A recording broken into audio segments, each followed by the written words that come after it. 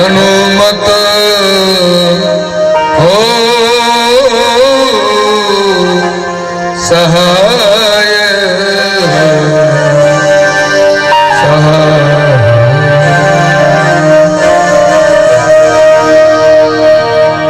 बोलिए श्री गजानंद भगवान की जय।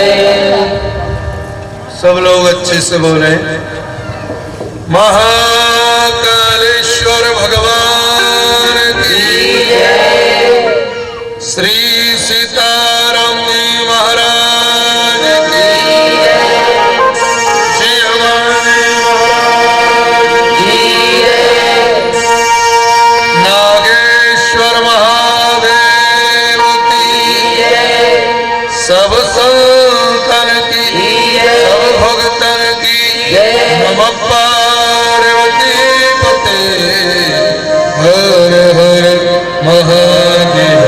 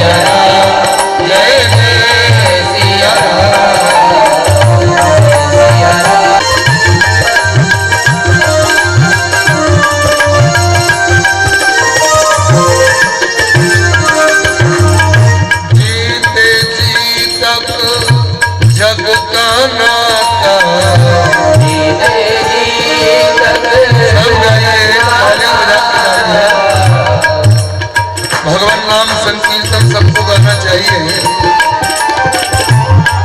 बड़ा फायदा होगा। काली की सेवा करते हुए गाओगे तो और फायदा होगा। ये संसार के प्रपंचों में भागता हुआ आपका मन कीर्तन गाने से ही ठहरेगा। गाइए। जीते जी तक जग का नाता, जीते जी तक जग का नाता, इसके बाद न कोई निभाता, इसके बाद न कोई निभाता, अंत में आता यही काम।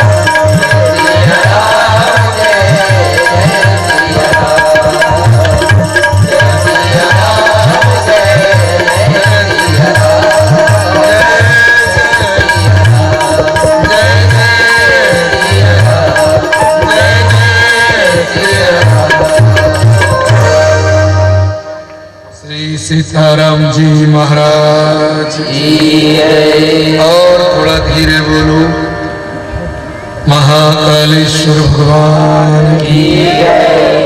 धीरे कहते हैं तो जोर लगाते हो।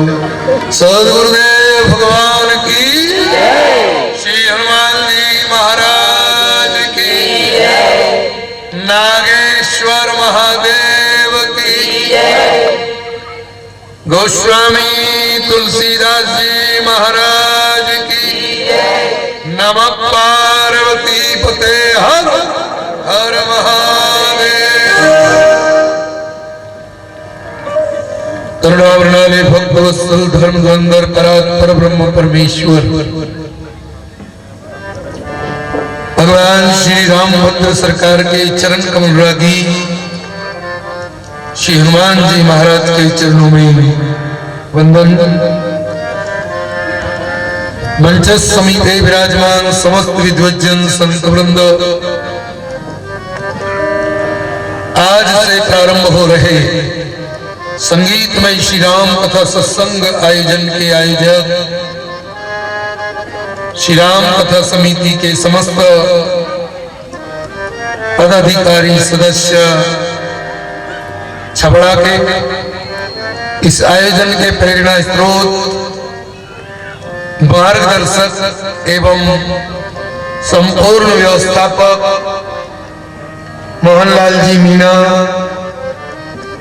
सीताराम जी मीणा एवं उनके सभी सहयोगी, मैं जिनका नाम नहीं जानता वे सब, और इस समूचे आयोजन में तन से मन से धन से अपना सहयोग प्रदान कर रहे छबड़ा नगर के सभी सम्रांत नागरिक बंधु, आज पहले ही दिन कवाई सालपुरा से श्री राम कथा समिति के पधारे हुए सभी सदस्य,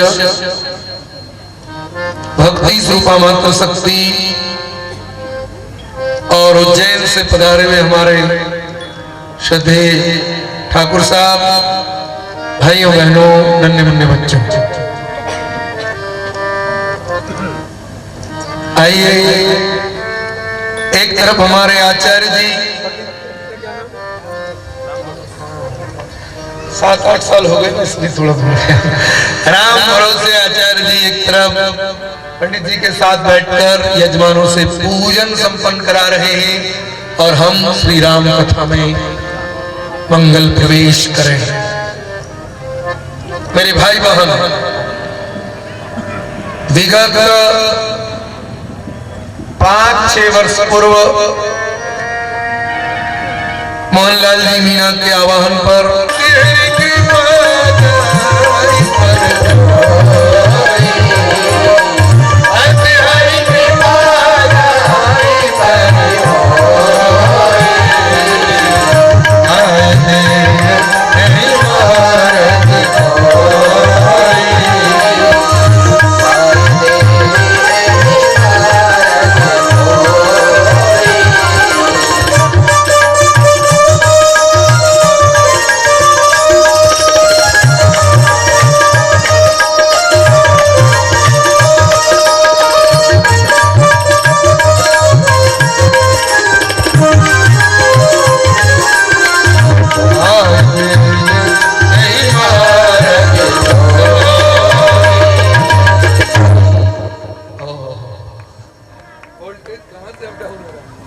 वोल्टेज प्रॉब्लम है, जब एकदम कम होगा तो भड़भड़ाहट होगी, एकदम ऐसा लगेगा जैसे बादल। चलिए कल सब ठीक हो जाएगा, पहला दिन है ना, इसलिए सब होता है और आज चलेगा सब। मेरे भाई बहन, अति हरि कृपा जाई पर होई तो पाँच दे यही मार्ग सोई। कृपा होगी तो संसार की वस्तु मिलेगी, लेकिन अति कृपा भगवान की होगी तो इस रास्ते पर अपना पैर आप आगे बढ़ाओगे, वरना तो दरवाजे तक आने के बाद भी कोई आवाज लगा देगा, ए भैया इधर आना, सत्संग के दरवाजे पर पहुंचोगे और सड़क पर से किसी ने, भाई साहब क्या आपसे बहुत जरूरी काम है, हाँ और वो आपसे ही होगा। भैया क्या काम है? थोड़ा अस्पताल तक चलना है, एक मरीज, तो तुम तो आ रहे थे कथा में और बोले गो तुम्हें अस्पताल ले गो, तो तो अति हरि कृपा नहीं हो पाई, भगवान की विशेष कृपा नहीं हो पाई, इसलिए दरवाजे के पास से चले गए। आने की तैयारी कर रहे थे, घर में कथा में जाएंगे, टाइम हो रहा है, उसी समय कोई मेहमान आ गया, और मेहमान भी इतनी बढ़िया क्वालिटी का आया कि आपने पूछ लिया कि साहब ठंडा लोगे कि गरम, तो उसने कह दिया कि पहले ठंडा ले आओ और बाद में गरम ले आना, तो लस्सी भी पिलाओ और चाय भी बनाओ। इतनी बढ़िया क्वालिटी का कोई मेहमान आ गया, तो समझ लीजिए पूरा 1 घंटा कथा का उसने आपका चौपट कर दिया। आज आपके जीवन में वो कोई मेहमान नहीं, पूर्व जन्म का कोई पाप बन के मेहमान के रूप में आ गया, जिसने 1 घंटे की कथा में तुम्हें रोक दिया है ना। इसलिए अति हरि कृपा जाहि पर होई, पाय दे मार्ग सोई, राम पाय दे। विशेष कृपा जब भगवान की होगी तो सत्संग मिलेगा बाबा। और बड़ी विचित्र बात है कि इस परम सत्य की चर्चा सुनने के लिए लोग बहाना खूब करते हैं। कथा में चलने के लिए किसी से बोलोगे ना, चलो भैया आज से कथा शुरू हो गई है, 1 साल पहले से समय ले रखा था मीना जी ने, मिलता ही कहां समय। अभी हम चर्चा कर रहे थे कवाई के वक्तों से, भाई साहब 6-6 महीना 1-1 साल पहले से कार्यक्रम हो जाते हैं, हमको समय ही नहीं है। लेकिन आपको यदि 15 दिन पहले तारीख मिली है तो ये भी आप पर श्री हनुमान जी महाराज की विशेष कृपा है, क्योंकि यहाँ के बाद कवाई में कथा है और इनको कहीं का कार्यक्रम निरस्त होके दिया है। जबलपुर में नर्मदा मां के किनारे सालीवाड़ा करके एक अच्छा तीर्थ क्षेत्र है, वहां ये शिवरात्रि पर कथा थी 12 तारीख से 20 तारीख तक।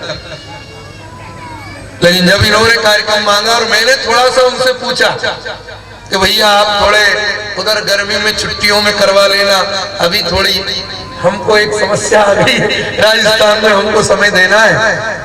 भगवान की ऐसी कृपा हुई कि वो एक ही बार में मान गए। इसको कहते हैं अति हरि कृपा, ये है विशेष कृपा। नहीं तो 4-6 महीने पहले से समय पहले कहाँ मिलता। मीना जी ने तो शायद 1 साल पहले ही बुक कर दिया था। तो जी हाँ, गुरु पूर्णिमा जुलाई में, पीछे जुलाई में जब गुरु पूर्णिमा पर आए थे तब से। तो मेरे भाई बहन, भगवान की आप पर, हम पर, सब पर, सुनाने वालों पर भी तो भगवान की कृपा ही होती है। जिस दिन भगवान की हम पे से कृपा हटी, ये मत सोचो कि सुनने वाले पर कृपा होती है जब वो कृपा में आते हैं। अरे सुनाने वालों पर भी कृपा होती है।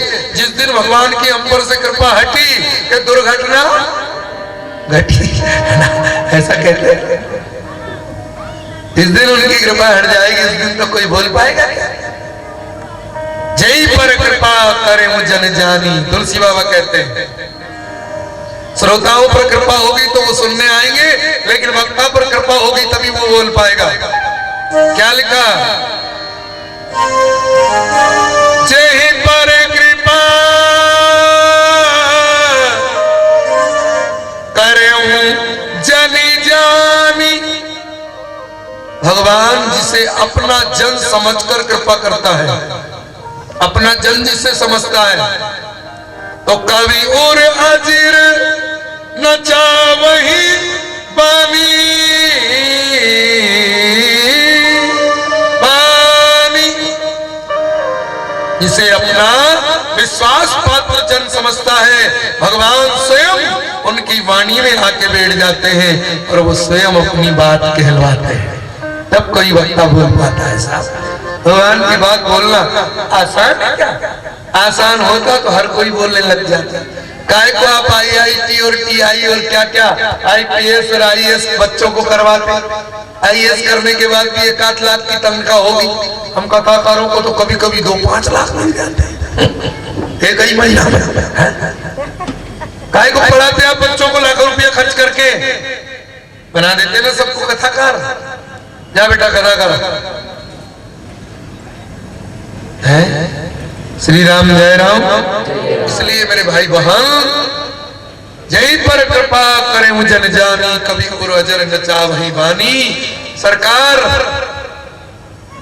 जिसे अपना विश्वास पात्र जन समझते हैं, उन पर कृपा करके उनकी वाणी में बैठकर अपनी बात हलवाते हैं। इसलिए आज से यह राम कथा सत्संग, राम कथा सत्संग आज से यह हम प्रारंभ कर रहे हैं। आप सब लोग ज्यादा से ज्यादा तादाद में आकर श्रवण करेंगे। बड़ी विचित्र बात है कि परम सत्य की चर्चा सुनने के लिए लोग बहाना करते हैं। आप किसी से भी कहना कथा में चलो तो वो कहेगा अरे क्या कथा में जावे साहब, घर में इतना काम है कि मरबा की फुर्सत कोई नहीं, मरबा की फुर्सत कौन नहीं। अच्छा महाराज मरबा की फुर्सत। तो हमने एक बार एक माता जी से कहा, नागपुर में महाराष्ट्र में, मैं पैदल ही मंच पे जाता था, पास में रुका था, तो 4 दिन तक मैंने उन माता जी को दरवाजे पे बैठा देखा, स्वेटर बनाए और बैठी। 5वें दिन मुझसे नहीं रहा गया तो मैंने कहा माँ इतने पास में कथा हो रही फिर भी घर में बैठी रहती हूँ, कथा में क्यों नहीं आती? तो माता जी ने भी वही जवाब दिया, कहीं कथा में जाओ, हमारा आज घर में इतना काम है कि मरवा की फुर्सत को ना। तो हमने कहा कि माता जी मरने की फुर्सत तो आपको नहीं है, लेकिन सपोज एक केवल कल्पना करें कि मौत आ जाएगी तो आप क्या करोगी? तो माता जी ने धीरे से कहा कि बापूजी मौत आ जाएगी तो मैं तो कह दूंगी कि मेरी पड़ोसन फुर्सत में बैठी उसको ले जा, मुझे तो मरने की भी फुर्सत नहीं है। मैंने कहा कि डोकरी, जब मृत्यु का क्षण निकट आएगा ना तो तेरा कितना भी काम पड़ा रह जाए फिर तुझे जाना ही पड़ेगा। हम तुम क्या कितने महारथी इस जग में आकर चले गए, जो पहले से तैयार न थे पछता पछता कर चले गए। हाँ साहब, जिन लोगों ने जाने की तैयारी नहीं की उनको बहुत पछताना पड़ा है, और जाने की तैयारी तो सत्संग में ही होती है। शरीर छोड़कर जब जाओगे तो वहां की भी तो तैयारी चाहिए। कोई का ब्याह शादी में जाओ ना तो कितनी तैयारी करना पड़े, 8 दिन पहले से तैयार करो, स्वामियों सामान रखो, बुक रखो। जाननी भवानी, ये तुलसी बाबा की लेखनी से नारी जाति का सम्मान हुआ है। कई लोग मुझसे कहते हैं बाबा बापूजी ऐसा लगता है कि तुलसी जी ने रामचरित मानस में नारी की निंदा की। मैं बोला कहाँ की? बोले महाराज सुंदरकांड में लिख दिया, ढोल गंवार शूद्र पशु नारी और सकल ताड़ना के अधिकारी। भले लिखा है महाराज, ढोल को पीटो, गंवार को पीटो, पशु को पीटो, नारी के कूटो, ऐसा लिखो। मैंने कहा ठीक से पढ़ ले उसको पहले। ताड़ना लिखा है, ताड़ना, पीटना नहीं लिखा, मारना नहीं लिखा। ताड़ना का अर्थ होता कसना। मेरे आने से पहले तबले को कसना पड़ा, ढोलक को कसना पड़ा, नहीं तो ये सुर में नहीं बोलेंगे, इसलिए कसना, ढोल को कसना पड़ेगा तभी सुर में। गंवार व्यक्ति पर नजर रखना, ताड़ना का दूसरा अर्थ होता है नजर रखना। तो कोई पागल व्यक्ति हो जाए ना थोड़ा कसका हुआ तो उस पर नजर रखना चाहिए, नहीं तो जाने कौन के भाटो मार दे। इसलिए ढोल गंवार, गंवार व्यक्ति पर नजर रखो। पशु नारी, जिस नारी का जीवन पशुवत हो गया, मनचाहा कह दे, मनचाहा खा ले, मनचाहा बोल दे, ऐसी पशुवत हुई नारी पर नजर रखो, ना कि मारो। ऐसा लिखा है। क्योंकि रामायण के लिखने से बहुत पहले हिंदू सनातन धर्म का जो बायलाज कहलाता है, जिसे हम संविधान कहते हैं, जिसे हम मनुस्मृति कहते हैं, उस मनुस्मृति में मनु जी महाराज ने स्पष्ट लिख दिया, यत्र नारी पूज्यते रमन्ते तत्र देवता। हिंदू सनातन धर्म का संविधान क्या कहता है? जिस घर में नारी का सम्मान होगा उस घर में देवताओं का वास होगा। तो जब सनातन धर्म का संविधान कह रहा है कि नारी का सम्मान करो, तो तुलसी बाबा कह रहे हैं कहेंगे कि कूटो, ये मारने का लिखेंगे? ताड़ना, नजर रखना, ताड़ना समझा बुझा के रखना, ताड़ना कस के रखना, ये अर्थ ऐसा। अर्ज बोलो श्री राम जय राम। मैं दिल्ली में जब तीसरी बार कथा करने गया तो एक बहन जी आई और मेरे से कहने लगी, बापू जी आप जब से दिल्ली में आने लगे, आप ये तीसरी बार आए 2 साल में, तो जब से हमारे पतिदेव ने कथा सुनी है तब से उनमें बड़ा परिवर्तन आ गया। तो हमने कहा क्या परिवर्तन आया? बहन जी कहने लगी, महाराज वो पहले पीते थे, तो हमने कहा कि बहन जी क्या कथा सुन के उनने छोड़ दी? बोले नहीं महाराज, छोड़ी नहीं है। तो मैंने कहा जब छोड़ी नहीं है तो क्या परिवर्तन आ गया बहन जी बता दो, मुझे और जिज्ञासा बढ़ गई।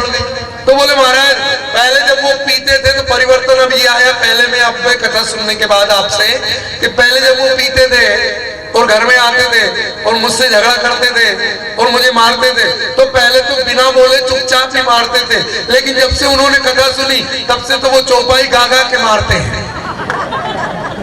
तो मैंने कहा कि ऐसी कौन सी चौपाई है जिसको गा गा के मारना पड़े? बोले महाराज उन्होंने आपसे सुन लिया कि बापूजी ने कहा था कि ढोल गवार शूद्र पशु नारी सकल ताड़ना के अधिकारी। बापूजी वो तो चौपाई गा गा के मारे। कोई उपाय करो ना महाराज, कोई मंत्र। तो हमने कही कि बहन जी ये पीने वालों पे कोई मंत्र चलता नहीं है, इनकी तो उतारने के लिए एक ही मंत्र है। कौन सा? बोले महाराज वही बता दो। तो हमने कहा कि वो जब मारने के लिए डंडा उठाए या तुम्हारी पिटाई हाथ से करे तो तुम भी घर का कोई ना कोई हथियार उठा लिया करो। बोले महाराज हमारे पास हथियार तो ही नहीं। तो हमने कहा कि चौके में तो सब कुछ उपलब्ध है, जैसे कि बेलन, जैसे कि वो रोटी पलटने का, कहीं बोले वो कहते चिमटो, एक बार मारे तो दो बार लगे, असो निशान बने। चिमटा, बेलन और फिर बड़ो हथियार चाहिए तो चिंता मत करो, मूसलो, मूसल बड़ो एक दियो तो समझो फिर सारी उतर जाएगी। तो बोले महाराज आपने हथियार भी बता दिए, लेकिन वो तो गागा के मारता है, मैं क्या गाऊंगी? तो हमने कहा वो हमसे सीख लो, क्योंकि उसने भी हमसे सीखा है तो तुम भी हमसे सीख लो। वो यदि कहे कि ढोल गवार शूद्र पशु नारी सकल ताड़ना के अधिकारी, तो तुम इधर से गा दिया करो ढोल गवार पुरुष और घोड़ा जितना पीटो उतना थोड़ा। श्री राम जय राम। ढोल गवार पुरुष और घोड़ा जितना पीटो उतना। ठीक है क्या? लेकिन ऐसा करना नहीं है।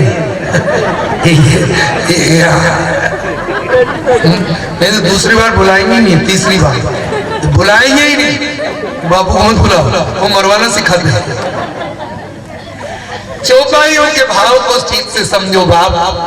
ढोल गवार शूद्र पशु नारी सकल ताड़ना के अधिकारी, इसका अर्थ है नजर रखना, समझा बुझा के रखना। ये इस चौपाई में लोगों को अपमान तो दिखाई दे रहा, लेकिन इस चौपाई में सम्मान किया वो दिखाई नहीं दे रहा। संग सती जग जननी भवानी, सती जग जननी भवानी। देखो शंकर जी का नाम 2 अक्षर का शंभु, शंभु गए कुंभज पाई, और सती जी का नाम 10 अक्षर का लिखा तुलसी बाबा ने। ये नारी जाति का सम्मान है। दोनों लोग जा रहे हैं संसार की चर्चा करते हुए नहीं, भगवान का कीर्तन गाते हुए। राम नाम के हीरे मोती मैं बिखराऊं गली गली, ले लो रे कोई राम का प्यारा सुर मचाए गली।